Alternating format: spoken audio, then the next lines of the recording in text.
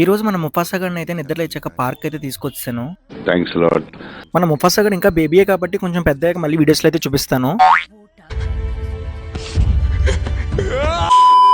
ఎప్పుడు అలా రూమ్‌లో ఏముంటాడు, కొంచెం రిఫ్రెష్‌మెంట్‌గా ఉంటదని చెప్పేసి ఈరోజు నాతో పాటు అయితే వాడిని తీసుకొని లేక్‌కైతే వచ్చేసాను. ఇంకా అక్కడికి వెళ్ళాకైతే చూసుకోండి ఆడికి బీభత్సంగా ఫ్యాన్స్ అయితే పెరిగిపోయారు. అందరూ వచ్చేసి ఆడిని ఆపేసి ముద్దులు పెట్టేసి అమ్మో! చాలా రచ్చ అయితే చేశారు.